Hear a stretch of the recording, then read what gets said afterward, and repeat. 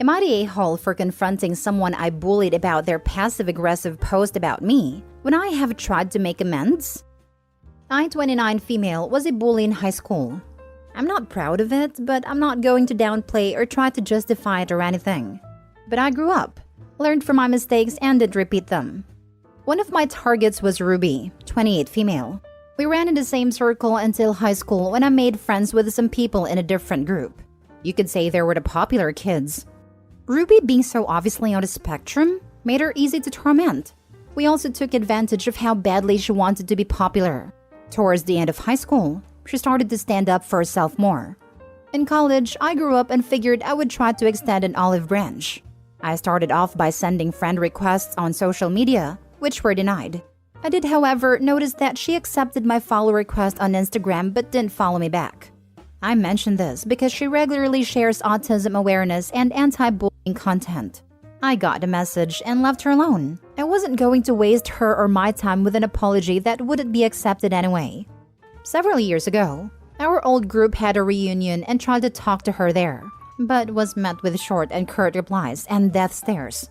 Later, I saw she posted pictures specifically without me in them, and if I was in them, I was cropped out. I messaged the group chats we made to coordinate this meetup. Wow, real mature Ruby, which wasn't acknowledged. Recently, Ruby was in our hometown. She posted pictures with people we went to school with, which had passive-aggressive captions about how they overcame bullying together and stayed together. At one point, she even posted a story with a caption, "Screw you, OP. You will never stop me from living my best life." Again, I haven't interacted with her in many years by this point, or tormented anyone at all. The kicker, though, she posted pictures with a couple of the guys from my old group with a caption about how nice it is when people grow and change. I about had it at this point. I DM'd her about how she clearly forgives male bullies who said worse things than I ever did, but always snubs me when I have genuine remorse and didn't want to sleep with her. I also let her know that some people in the group still made fun of her when reminiscing, but she won't forgive the person who doesn't partake. Once again, no direct communication. Just another passive-aggressive post with a screenshot of the message and a caption about how I clearly haven't changed, and airing out all the trauma I inflicted on her. Then other people from high school began to comment on that post about their own experiences with me. Some even started to DM me and call me out on behavior from over a decade ago, when I haven't repeated. Am I really an a-hole for calling out hypocrisy like I see it? Like, yeah, she can choose who she forgives, but I can honestly say that others in the group treated Ruby much worse than I ever did. I actually am sorry, and this is the one time I expressed any annoyance at this whole situation. Now for the top comments. I didn't even read anywhere you gave a legit apology. You're the a-hole. Exactly. Opie never said sorry. She sent a friend request which was denied. You can send people messages without being their friend. It just lands in the other folder, or she could ask a mutual friend to forward her the written apology. She had options to message and apologize, and she didn't take it. Opie, you never owned up to your mistakes. You are the a-hole, and still a bully.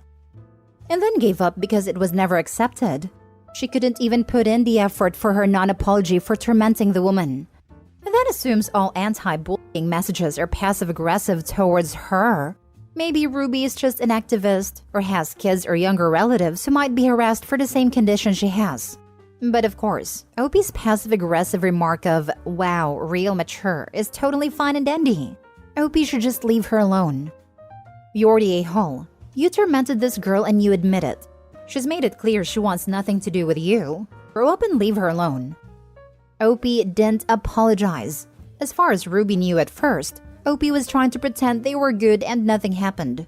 Ruby tried to make her point over and over, that being treated like that hurt and had an impact, and from Ruby's point of view that Opie was ignoring. Then Ruby made a point that she's not acknowledging Opie, to which Opie told her, "Real mature."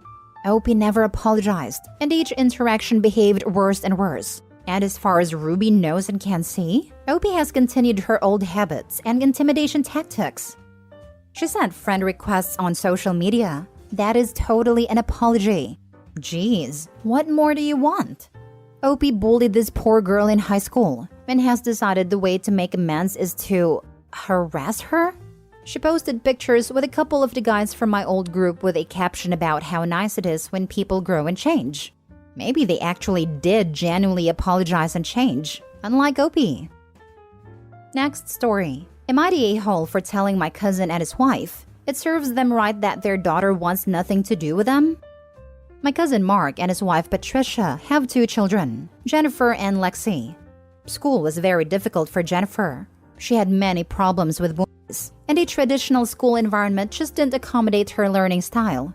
Lexi performed very well in that environment. Lexi was able to skip a grade in elementary school and was considered a violin prodigy. Instead of trying to help Jennifer with her learning struggles or encourage Jennifer's talents, Mark and Patricia would negatively compare her to Lexi. Things like, Lexi has twice as many friends as you, and she's 4 years younger. Or, Lexi skipped a grade and has all A's, yet you're only getting a C in English. Or, Lexi can do things that are actually useful. Mark and Patricia would talk about raising Jennifer and Lexi by saying, the screw-up always comes before you do something great. I would stand up for Jennifer, because Mark and Patricia were clearly hurting her with such incredibly cruel statements. Mark and Patricia would only respond that we were both being oversensitive, and how their comments were good because they would motivate Jennifer to be as ambitious and advanced as her younger sister. Jennifer and Lexi are now adults. Jennifer moved out as soon as she financially could and has had no contact with Mark or Patricia since. Lexi fell into bad habits when she entered college and eventually dropped out of the university. She no longer plays violin, also flips off and curses at her parents. She essentially told Mark and Patricia, screw you. It's my life and I'm doing whatever the heck I want with it.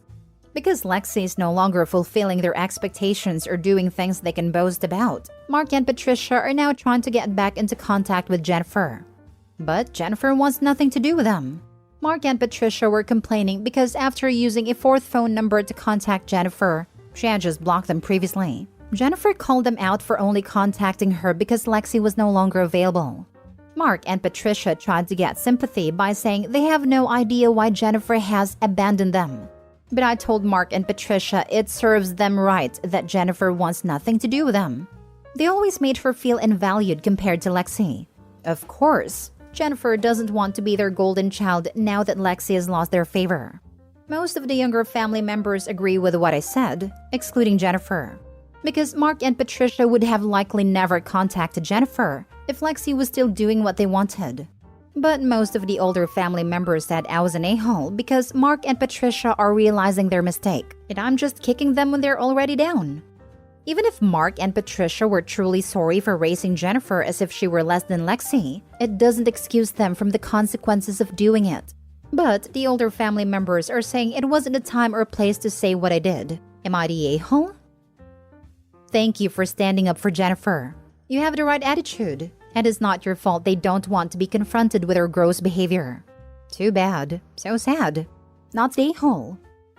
Having someone stand up for you when your parents won't can make a huge difference for a kid. 100% this and not the a-hole. Where were the older family members when your cousin and wife were kicking Jennifer when she was down?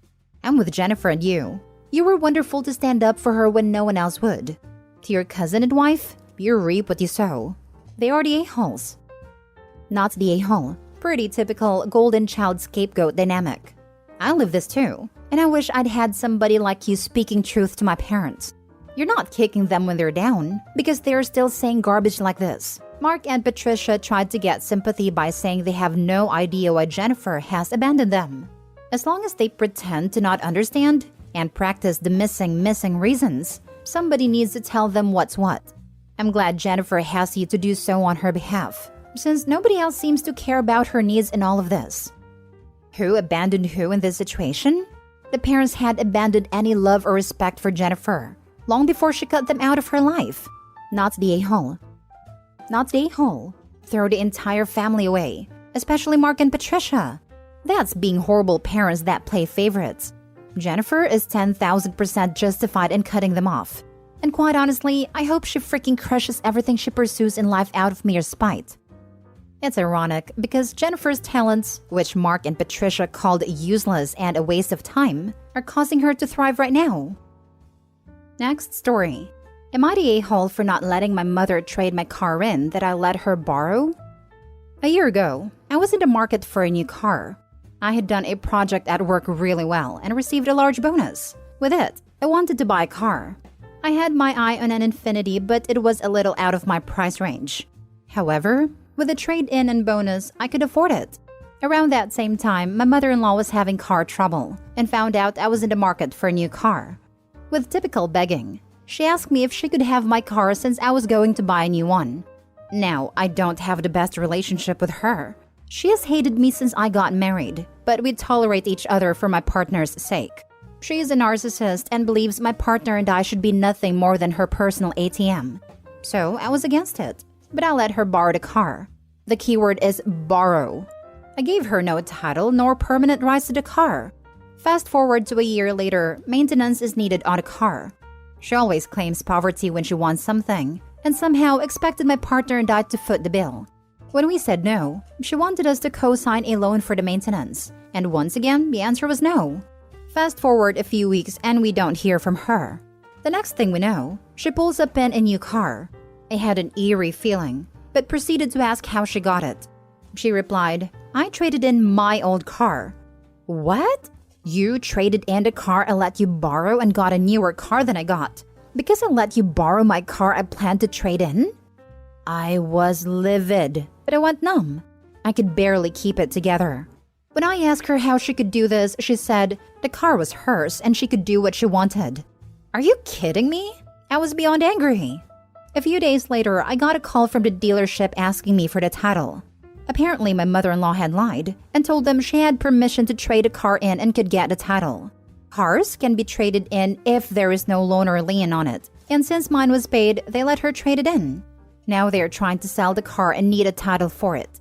I refused and wanted them to either compensate for the value or at least give me a percentage of its value. I didn't want to be unreasonable and take my mother-in-law's car away, but I wanted some kind of value on the $12,000 my car was still worth.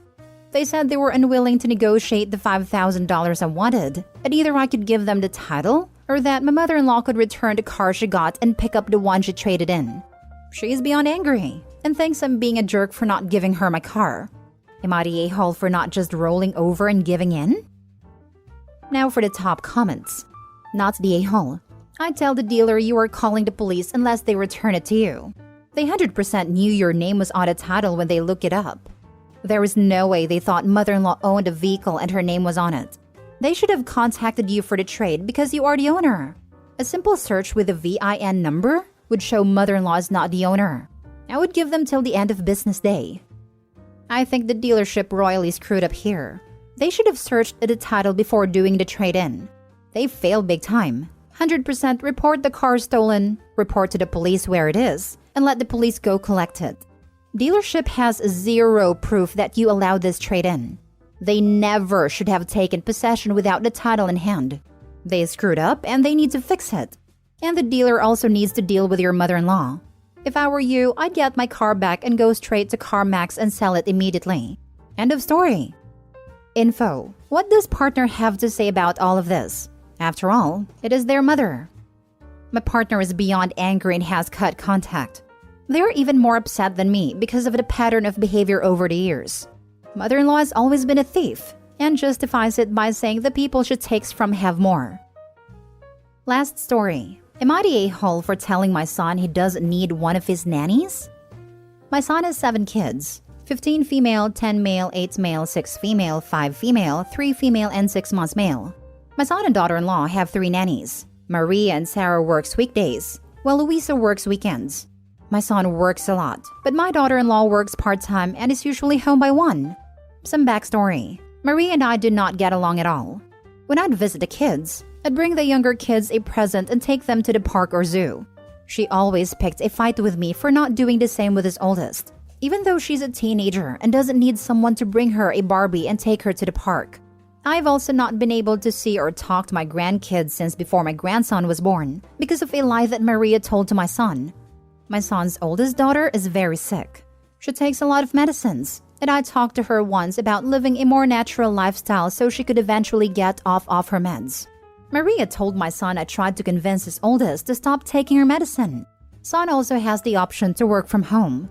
He usually chooses to work from the office, but Maria needed 2 days off, so he stayed home with the oldest and the youngest. Maria works mornings and Sarah works afternoons. He and I were supposed to go out for lunch that day, so he called to cancel and explained why. At the end of the day, I asked him how his day with the kids was, and he said it was good, and it wasn't as hard as he thought. I asked why he asked Maria if he could work from home and take care of his kids himself, but he got mad at me for trashing Maria. I've told him I think Maria is paid too much for very little work, and he knows she and I don't get along. But I'm not trashing her. I'm just saying he doesn't need her and can save a lot of money. Now he's saying he doesn't want to talk to me if I only want to criticize his family. They consider Maria family since she's been with them for 9 years. Am I the a-hole for telling my son he doesn't need Maria?